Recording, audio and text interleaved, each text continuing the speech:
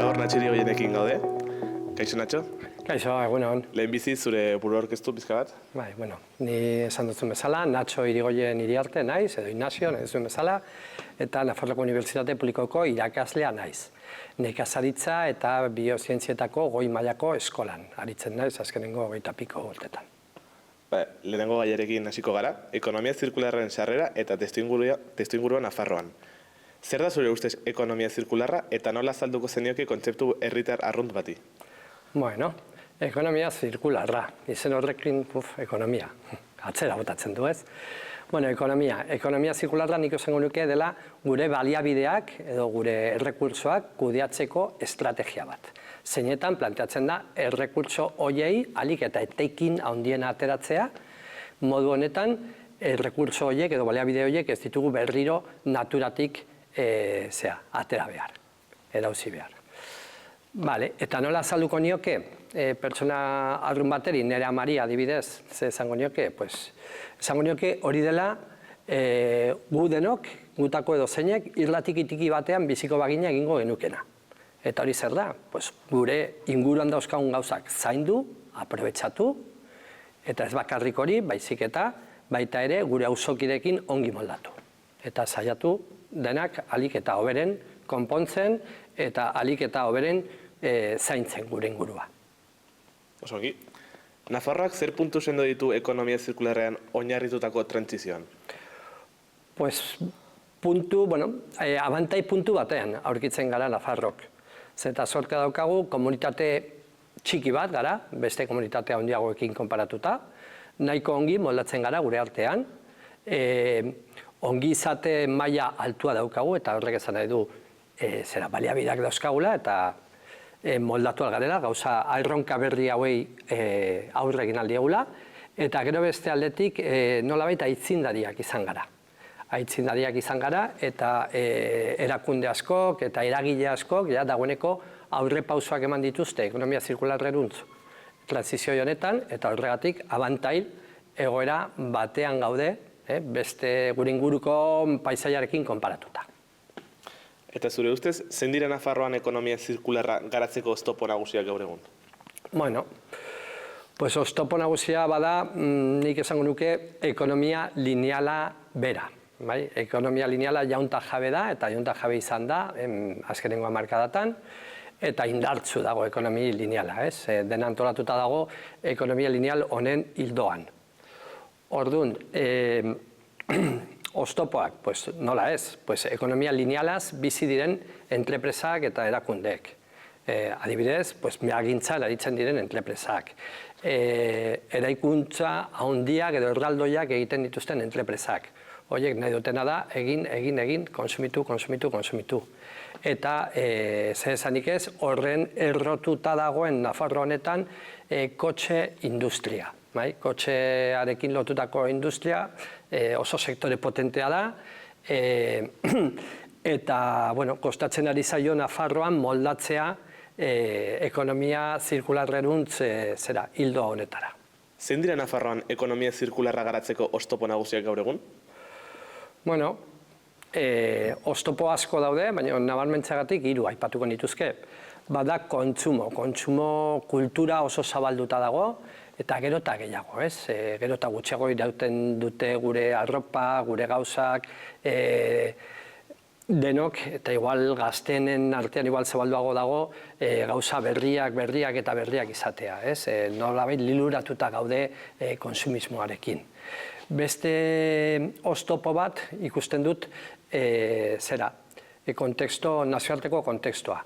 Zeinetan, azken urtetan, nagusitzen ari da negazionismoak, nagusitzen ari dira sostengarritasunaren aurkako diskurtsoak, eta hori oztopo handia izan daiteke. Eta azkenik, esango nuke, hemen bertan, ekonomia linealarekin lerrokatuta dauden enpresak eta interesak. Eta nahi patuko nituzke, 3 sektore nagusi Nafarroan bertan dauzkagunak. Bat da kotxegintza, beste bat da meagintza, eta beste bat obra erraldoiak izango lirateke. Orain bigarren gaiarekin abiatuko gara, ekonomia zirkularra eta hondakinen kudeaketa.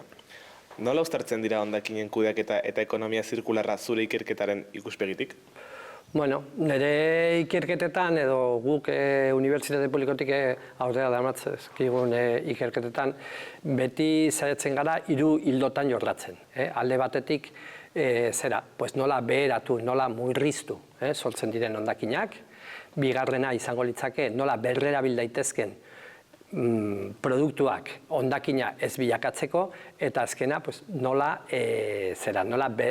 berziklatu material horiek bigarren bizitza bat izan ditzaten. Zer irakaspen atera dituzu hondakin organikoen erabileraren esperientziatik? Bueno, gehien bat lan egin dugu hondakin organikoekin, eta handik atera ditugun esperientziak irakatsi digute gauza garrantzitsu asko daudela, eta bat oso garrantzitsua dena da materialak bereiztuta mantentzea. Ez nahaztea material organikoak, material ez organikoekin.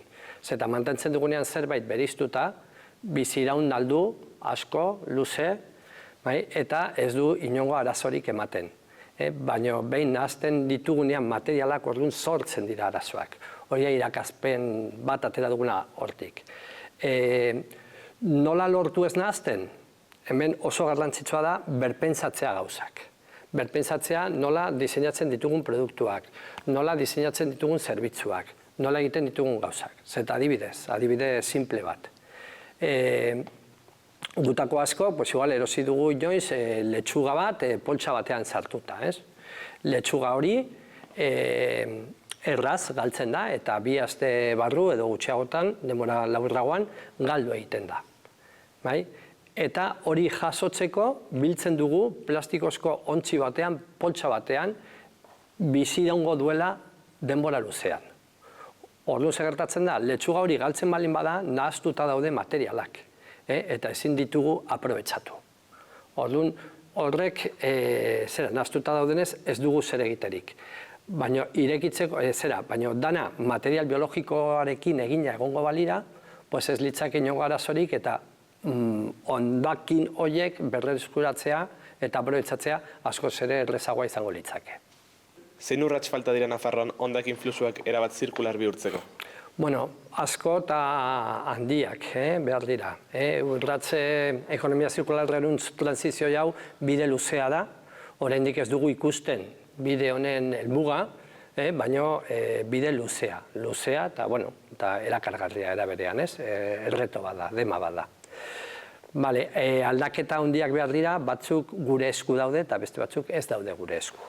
Legediak aldatu beharko dira, fiskalitatea aldatu beharko da, gure elkarren artean harremanatzeko sistemak edo formak, manerak, gure kultura aldatu beharko da. Eta, apurka-apurka ari gara bide hori jorratuz. Eta esan dudan bezala, batzuk gure esku daude eta beste batzuk berriz ez. Eta zer rola dute udal administrazioek hondakinen zirkulartasunaren garapenean? Haien txikitasunatik gauza asko egin ditzakete. Oroitu, hemen udalek daukatela hondakinak kudeatzeko ahalmena, eskumena. Haien ardura da. Orduan, haiek definitu aldute nola jaso, nola tratatu, zer egin, bultzatu aldituzte baita ere kanpainak eta neurriak murrizpen politikak egiteko. Orduan, haiek jordatu aldituzte gauza asko. Ez bakarrik hondakinen kudeaketari dagokiola, baizik eta baita ere, adibidez, erosketa eta kontratazio publiko egiteko orduan. Oroitu, udal guztiek eta administrazio publiko guztiek ekonomian eragin handia izan aldutez eta bezeroak dira. Eta bezeroak diren neurrian, beraiek definitu aldute zer erosi, nola erosi, nori erosi, ze baldintzatan, eta hemen aukera daukate sartzeko pliegoetan, esleipenak egiten direnean, sartzeko klausulak eta sartzeko baldintzak ekonomia zirkularreruntz eta ekonomia sostengarriago eta justuago bateruntz joateko aukerak. Eta udal administrazioek ez bakarrik hondakineri dagokiola, baizik eta baita ere aukera daukatela beste gauza asko egiteko ekonomia zirkularreruntzeko ibilbide transizio honetan.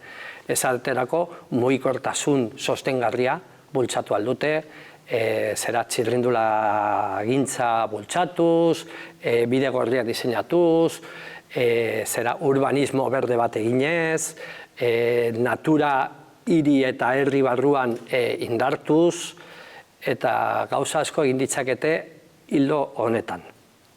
Orain bioerresiduak eta oraina eta etorkizunei buruz hitz egingo dugu.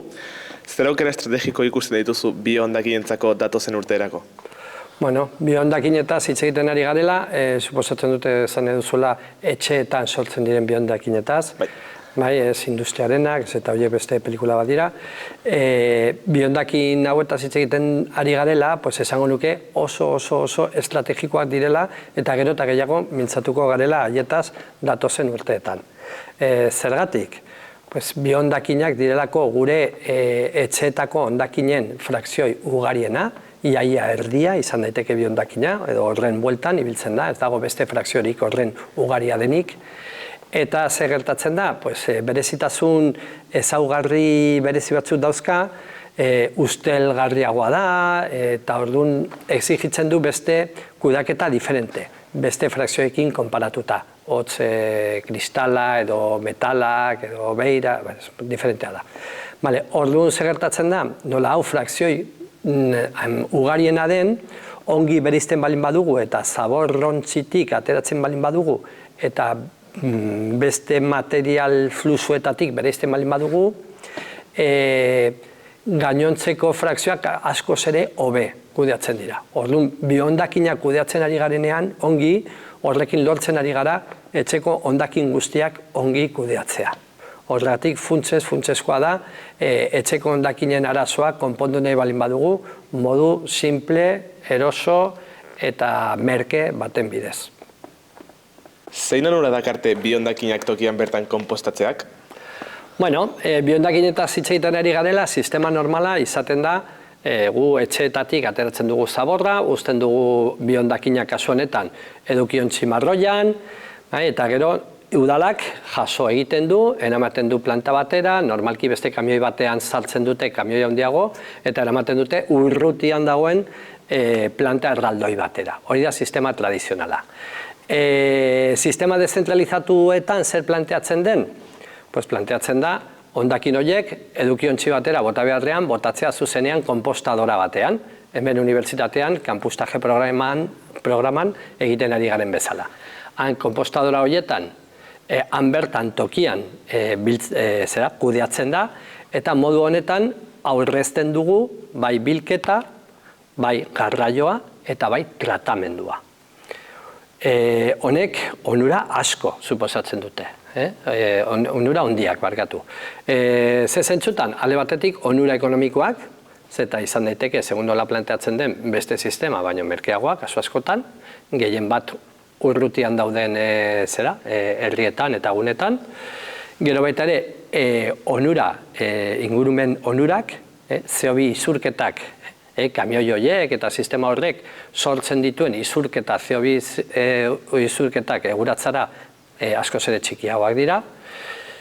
Gero baita ere, onura teknikoak, eta normalki sistema hauekin probatu den tokitan eta ezarrita dagoen lekuetan, normalki oso emaitz tekniko onak sortzen ari dira, eta berreskuratzen ari da plastiko gehiago, eta paper gehiago, eta beira gehiago, frakzioi guztiak hobetzen dira, eta azkenik gizarte onurak, eta sistema honen bidez, kamioietan eta goi mailako teknologi, urrutian erositako teknologian inbertitu beharrean, normalki inbertitzen dugu pertsonengan, sistema horiek kudeatzeko, eta inguruan bertan egindako teknologia simpleagoetan, tokiko ekonomia sustatuz.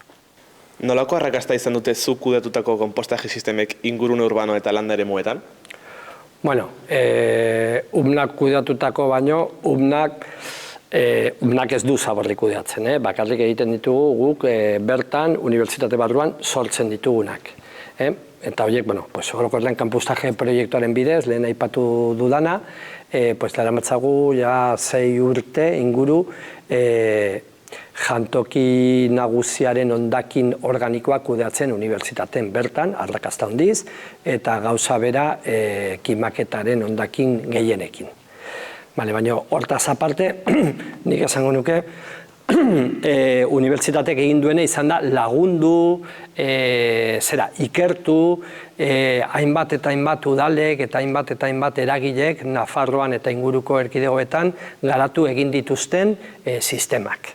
Orduan, EAen asko lan handia egin dugu, alde hortatik ikertzen ze sistemak zeuden, nola funtzionatzen zuten, baina beraiek egin dituzte kudeaketa sistema hauek. Guk lagundu eta ikertu egin dugu. Eta zer esan horietaz? Orokorrean aurkitu duguna izan da arrakasta.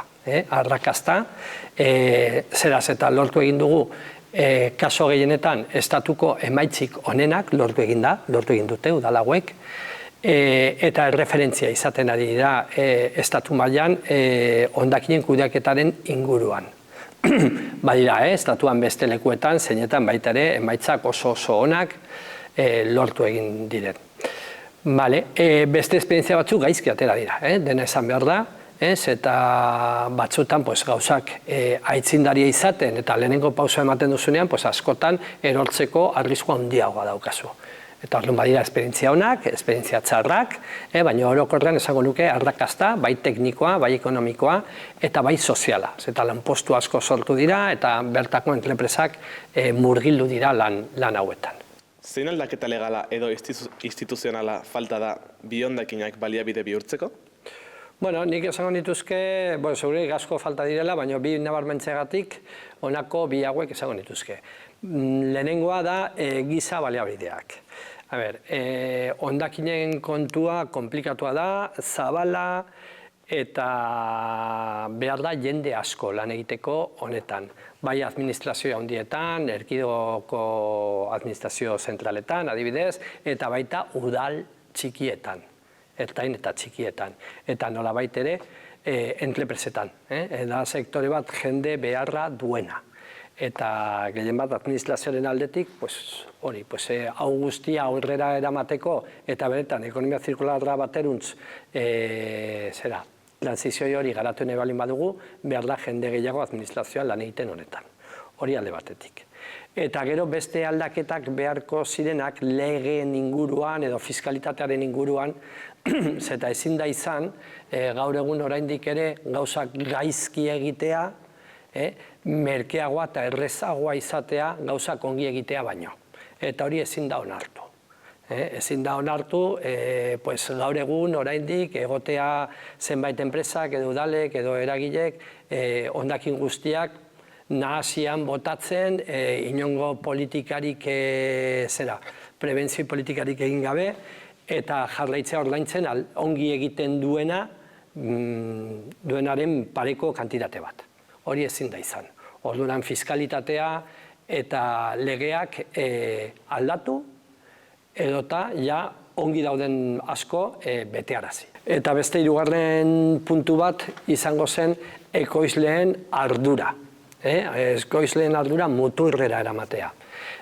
Gaur egun sortzen diren, edo gure sisteman sortzen diren hondakin asko eta asko, ezin daitezke balorizatu gaizki diseinatutako produktuak direlako. Esaterako tetrabrik ospetsua. Tetrabrik gaur egun iaia ezinezkoa da aprobetxatzea, diseinatuta dagoelako hori materialak elkarren ondoan, bai papera, bai plastiko, orduan ezin daitezke bereiztu. Orduan ez dut ulertzen nolatan gaur egun oraindik tetrabrik jaunta jabe da elikadura sektoretan. Orain laugarren gaiara sartuko gara, ekonomia zirkularra eta udal ekonomien zirkularizazioa. Zein potentzial du ekonomia zirkularrak udal herri txikien garapen ekonomiko jasangarrian? Udal txikien garapenerako ekonomia zirkularrak aukera handiak eskaintzen ditu. Aukera handiak zentzu diferentetan. Alde batetik aldatzen balin badu eta hondakinak kudeatzeko sistema, sortu aldira han bertan lanpostuak.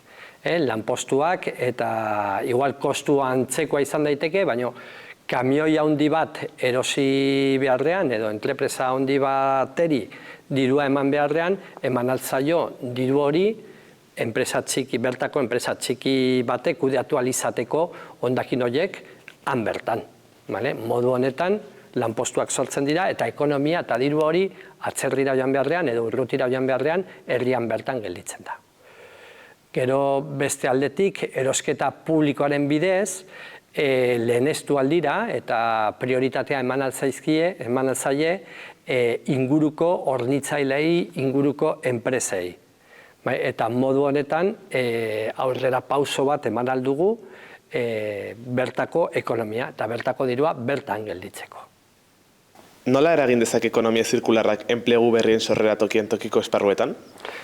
Bueno, pues enpleguak sortu alditu eta aipatu dudan bezala sortu alditu bai murrizketa kanpainak egiten eta murrizketa planteamenduak egiten, han sor daitezke entrepresak bertako beharrei erantzuna bat ematen dietena, eta han adibide asko daude.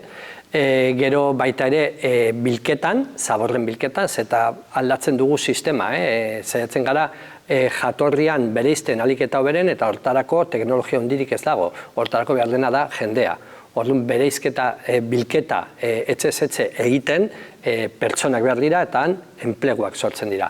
Eta gero tratatzen bertan, bai udal mailan edo bai etxean bertan, auzo konpostaren bidez, sistema horiek guztiak aurrera eramateko behar da jendea kontratatu. Eta lanpostuak sortzen dira. Gero sistema deszentralizatu honek behar ditu baliabide berriak, eta baliabide berri horiek garatzeko behar dira entrepresa berriak. Eta aukera ikaragarri handia da sortzailentzako, enpresari ausartentzako, enpresa tikientzako. Aukerak daude. Zer adibide arrakastatxua aipa daitezke Nafarroako udalerrien batean gauzatutako ekonomia zirkularraren praktiketan? Bueno, adibide asko daude gure Nafarroa honetan, gehien bat landa eremuan eta gehien bat Nafarroako iparraldean, mendialdean, igual muturreraino eraman dira, gehiago, zera ausartagoak izan dira, pausoak ematen igual, zenbait lekuetan. Eta, bueno, baina bat aipatzearren, aipatu nahi nuke proiektu bat azken urte hauetan sakonki lan egin duguna, eta bada Zangotzako mankomunitatearekin batera, eta Irunberriko udalarekin batera, Josenea. Josenea Irunberrin kokatuta dagoen gizarte ekonomiako entrepresa bat da, eta entrepresa honek egiten duena da mankomunitate osoko zaborrak bildu, tratatu, eta azpiegitura simple eta eraginkor baten bidez, eta sortutako ongarriekin landatu egiten ditu infusiotako landareak, ez? Orduan modu ekologikoan. Modu honetan nolabait ixten ari da zirkuloa, eta hondakinak bilakatzen ari da produktu bat, behin konsumitu ondoren berriro hondakin organiko bat bilakatzen dena. Modu honen bidez, ekonomia sozialeko entrepresa honek lanpostuak sortu ditu landa eremuan, eta hobetu egin ditu nabarmeki mankomunitate horren emaitza teknikoak.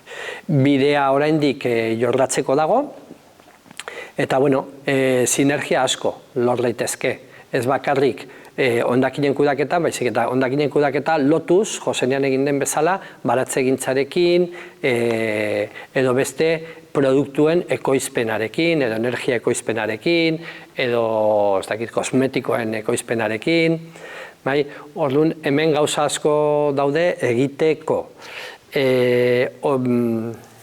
Azken urte hauetan ari gara lanean, hildo hau jarraituz, beste bi enpresekin, gure sustraiak, Oio Aranean dagoen beste ekonomia sozialeko entrepresa bat, eta Josenea, lehen aipatu dana, Irunberrin dagoena.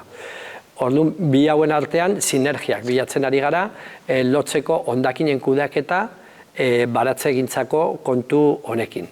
Biokonpas izeneko proiektu baten bidez, Nafarroako gobernuaren laguntzari esker. Zein mekanismo erabilitazke tokiko ekonomia berrantolatzeko hondakinen balorazioaren bidez? Bueno, mekanismoa dudari gabe da inguruko agenteekin elkarlana. lehenengo aztertu beharko zen inguru horretan ze eragile edo ze agente dauzkagun, bai publikoak eta baita pribatuak, eta guztien artean nolabait hausnarketa bat egin. Ikusteko bakoitzak zer egin alduen, ze goeran dagoen, ze beharra duen, ze aukerak dituen. Orduan, mekanismoa dudari gabe niretzat elkarlana bertako agenteekin. Izan daiteke kolaborazio publiko-pribatu bat edo antzeko zerbait. Beste aukera potente bat sortzen ari da ekonomia sozialeko entrepresekin. Eta adibide potenteak daude, Nafarroan daukagu gizarte sektore bat oso potentea, daukagu Tasubintza, Elkarkide, Josenea, Barazdin, enpresa asko, eta nolabait horietako gehienak hildo honetan daude. Orduan, haiekiko elkarlana izan daiteke abiapuntu polit bat. Orain bosgarren gaiarekin abiatuko gara, ekonomia zirkularra eta ingurumen kudeaketa. Nola integratu daiteke ekonomia zirkularra ingurumen kudeaketa plan estrategikoetan? Bueno, lehen aipatu duguna, dauden agente guztiekin bilduz, elkartuz, elkaritza egiten eta haien arteko sor daitezkeen sinergiak bilatuz. Egia da, Nafarroan orain arte ekimen asko eta ugari eta oso ausartak eta gauza oso onak egin dira, eta horietako asko han-hemenka egin dira modu libre baten, esango nuke. Udalerri askotan, jende langile asko, idei handiekin dago, idei potenteekin dago, baina askotan egin da bakoitzak bere kasa, alzuen neurrian. Orduan nolabait hori oso interesgarria da sortzea foroak zeinetan hauek guztiak elkartu daitezken eta gobernu baten gidaritzapean plan estrategiko baten lerrokatu. Honen antzeko gauzak egin dira eta egiten ari dira. Baina beti gutxi da, egin behar denerako gutxi da, eta aurrean daukagun bidea oso luzea da. Zer rol izan beharko luke nekazaritzak eta elikadura sistemek ekonomia zirkularrean? Elikagai sistemak kriston potentziala dauka. Egunero gutako bakoitzak gutxienez 5 alditan elikatzen gara. Eta elikatzen garenean aukeratzen ditugu zerekin, ze elikagai nahi ditugun gure gorputz barruan sartu. Eta izan daitezke ekonomia linealetik datozen produktuak, segurenik beste kontinente baten baldintza ez oso zilegitan ekoiztua, edo izan daiteke gure inguruan bertan modu kontrolatuan eta modu zirkularragoan ekoiztutako gauzak. Alde honetatik esan behar da, nekazaritza ekologikoa, inguruan konsumitua eta enpresa txikietatik datorrenean, hori badela dudari gabe ekonomia zirkularraren adibiderik handiena. Hauetako asko eta asko dauzkagun Nafarroan. Horregatik bultzatzea sistema hauek ezinbestekoa da gure lurralde antolamendu, gure lurralde garapena bultzatu nahi baldin badugu. Hori ikusten dute oso garrantzitsua. Adibide asko daude Nafarroan, eta gero adibideak daude baita ere udalerri askok egin izan dutena izan da hartzea produktu haiek eta bultzatu. Bultzatu jantoki komunitariotan, bai lantegietan, bai udaletako eskoletan, bai ospitaletan, eta hori egin alda pliegoen bidez, lehiaketa publikoak hornitzaileak bilatzeko antolatzen denean. Aukera ikaragarri handia da. Zer nolako lankidetza sustatu daiteke unibertsitatearen eta udalen artean ingurumen kudeaketa jasangarriagoa lortzeko? Bueno, unibertsitatearen papera eta unibertsitate publiko honen papera argi eta garbi lerrokatuta dago, bere erraietan dago, ingurumenarekin, sostengarritasunarekin eta nola ez gure udalekin. Horregatik unibertsitatean bideratzen diren ikerketa gehienak modu batera edo bestera lotuta dago jasangarritasunaren helburuekin. Baina unibertsitatean gehien egiten diren ikerkuntzak oso oinarrizkoak dira. Normalki, azkenengo erabiltzailearen nahiko urruti egoten dira. Hori azken urte hauetan aldatzen ari da eta lehenesten ari da beste motatako ikerkuntza. Ez hainbeste oinarrizko ikerkuntza, baizik eta aplikatuagoa den ikerkuntza eta gure gizartearen eta gure udalaren zerbitzura dagoen ikerkuntza bat.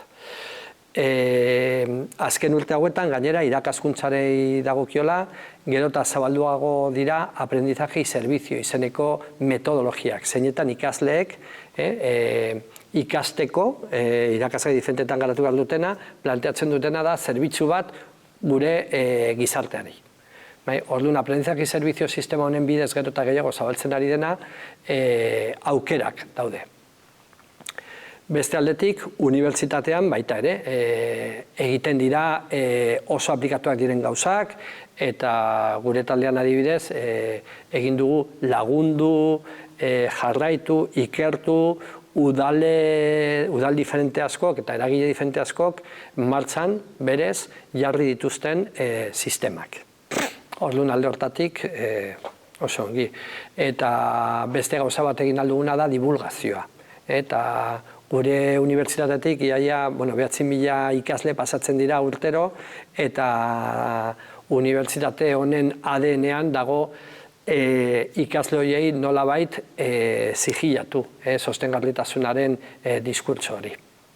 Nola laguntzen du ekonomia zirkularrak klima aldaketaren aurkako borrokan? Ekonomia zirkularraren helburuetako bada ingurumena berreskuratzea, bersortzea, indartzea. Ez inpakto negatiborik ez izatea, baizik eta inpakto edo eragin positiboak izatea. Horren artean, zehazki klimaldaketari dagokiola egiten duen gauza bada, alde batetik, bada isurketak gutxitzea. Bertako produktuak modu sostengarriago baten ekoizten balin baditugu, isurketak, CO2 isurketak eguratzara gutxitzen dira, eta ez bakarrik hori, baizik eta adibidez, lehen aipatu dugun elikadura sistema sostengarriago baten bidez, badugu aukera, eguratzen soberan dagoen CO2 hori landaren bidez hartu eta lurrean ongarri moduan sartzea. Horregatik, nekazaritza ekologiko bertakoa bide laburreko kanalen laburren bidez komerzializatua balin bada, lortzen duguna da justu aldaketa klimatikoari buelta ematea. Hau oso garrantzitsua da, zeta ez dago beste jarduerarik, beste giza jarduerarik hori egiteko gai denik. Nekazaria da bakarra, nekazaritza ekologikoa da bakarra, gai dena CO2 edo CO2 gehiagizko hori aldaketa klimatikoa sortzen ari dena, horreri buelta emateko. Orduan, dudari gabe, lehen aipatu duguna, elikadura sistema zer garrantzia zuen, totala da. Gehien bat hitz egiten ari garenean aldaketa klimatikoaz. Orain, seigarren gaiera abiatuko gara, kontzientziazioa eta etorkizunerako aukerak. Nola baloratzen duzu Nafarroako gizartearen kontzientzia maila ekonomia zirkularraren inguruan? Kontzientzia orokorrean nahiko altua da. Beste komunitatekin konparatuan ikusten dut askoz ere altuagoa dela, eta hondakinen kudeaketaren inguruko emaitzek horrela, argi eta garbi adierazten digute. Baina bada desiguala, bada zenbait zonaldetan, zeinetan oso ongi ari den funtzionatzen, eta nolabait kontzientzia hori oso altua den, eta funtzionatzen oso ongi, baina badira zenbait zonaldetan, edo zenbait zonalde baino zenbait pertsonek oraindik sistema honetatik kanpo daudela. Ez dira honetaz jabetzen, eta diskurtso hau oso urruti daukate. Nik esango nuke, jende askok pentsatzen duenen kontra, oberen barneratzen duten, sistema oberen barneratzen dutenak, edo diskurtsoa barneratzen dutenak, edadeko jendea dela. 40 urteren bueltan dagoen jende handi goratagok, horiek izaten direla honekin sensibilizazioi handiena dutenak. Eta gazteenen artean axolagabakeri handiagoa, antzematen dut. Zer eginkizun izan dute ikastetxeek eta hezkuntza sistemek kontzientziazio prozesu horretan? Bueno, ikastetxetan lehen gizartean aipatu dugun bezala, baita ere erantzun desiguala da. Topatu izan ditute azken urte hauetan zenbait ikastetxek ikaragarrizko gauza politak egiten ari direnak, hau hartu dutela kurrikulum bezala, goitik bera, eta badira zenbait eskola, bueno, kriston gauzak egiten ari denak, ez ditut aipatu nahi inork ez usteko kanpoan. Eta gero beste aldetik badira beste zenbait eskolek zeinetan hau ez da existitzen. Ingurumena da gauza bat oso gainetik pasatzen dena eta gero antzematen da. Eskola baten patio ikustea besterik ez dago. Zenbait eskoletan joaten zara eta aur guztia daude aluminiozko paperarekin eta bestetan ez duzu ez da bat ikusten. Orduan, antzematen da oso erantzun desiguala dauela, bai ikastetxetan. Eta pena bada, eta gaur egun inoiz baino hezkuntza baliabide gehiago dauzkatela irakasleek eskuragai gai hauek jorratzeko. Dauzkagu oso programa potenteak, Iruñeko mankomunitateak mankoeduka programak, edo beste mankomunitateek dauzkatena, Nilsak berak duen hezkuntza programa oso potentea, konsortzioaren bidez, eta hezkuntza departamentutik baita ere, lan handia egiten ari da, sostengarritasunako eskolen programen bidez, nik animatuko nituzke irakasle horiek aprobetxatzeko dauden baliabide horiek guztiak. Zergako ikusten dituzu ekonomia zirkularraren etorkizun jasangarri eta eraginkorra bermatzeko? Bueno, hau gizarte oso baten aldaketa da. Sistema oso bat aldatu egin behar dugu. Eta hortarako ez du balio eragile batek aldatzea, edo besteak aldatzea, edo gutxi batzuk, erantzun orokor bat izan behar da, eta guztion artean egin behar dugu. Eta hortarako ezinbestekoa da elkar ulertzea. Elkar hitz egitea, empatia izatea, ikuspuntu guztiak ulertzea. Eta behin hori egiten dugula, pertsona guztien iritziak eta ikuspuntuak ulertuta, behar duguna da, hoja de ruta bat, bide instrukzio batzuk, eta gobernu bat, ausardiaz hori gauzatzeko eta aurrera eramateko gaitasuna duenik. Zure esperientzia oinarrituta, zein faktore dira funtsezkoak trantsizio real bat gauzatzeko? Bueno, aurrekoarekin lotuta. Hitz egitea, ulertzea, hitz egitea, eta guztion ikuspuntuak kontutan hartzea. Hortarako behar da gardentasuna, behar da konfidantza, behar da elkar ezagutza, behar da komunikazioa, behar da protagonismoa guztien artean banatu, hori beharrezkoa da. Oso importantea da guztiok ekonomia linealaren arazoak ulertzea. Eta ulertzea ekonomia linealak agortuta dagoela lehenago edo beranduago. Ezin dugula horretan jarraitu. Eta behin denok ulertu dugula horrekin, gero hurrengo pausoak nire ustez izango lirateke ikusten dugu arazoa, komunikatzen zaio, jende guztia horren jabe egiten da, eta guztion ikuspuntuak ikusita planteatzen dira irtenbideak. Orduan partaidetza, baina benetazko partaidetza bat beharrezkoa da transizioi hori aurrera eramateko. Ez bakarrik pertsonena, baizik eta baita ere entrepresena, erakunde diferenteena, eta guztiok izan behar dugu honen partaide. Bestela, gizarte bezala ez dugu honi buelta emango. Eta jarraituko dugu agortzen ari den ekonomia lineal batean murgilduta. Eta bukatzeko galdetegiarekin, iruditzen zaizu arrazoiak daudela etorkizun ekologiko eta zirkular baterako baikor izateko? Eta horrela bada, zergatik? Pues noski baietz, beste aukerarik ez dugu. Zergatik, oso simplea, ekonomia lineala, badoa agortzen bere baliabideak gero eta okerragoak dira, gero eta garestiagoak dira, eta gero eta gutxiago daude. Ez da guztiontzako nahikorik egongo. Orduan, ekonomia lineala berez autosuntzituko da. Orduan, beste aukerarik ez dago. Ekonomia zirkularra da etorkizun bakarra. Ojala, ohar gaitezen lehenago beranduago baino. Bai? Hori da, transizioa emango da, baina egin behar duguna da azkartu transizio hori. Bale, Banatxo, mi esker gurekin egoteagatik eta ongi izan. Mi esker zuei.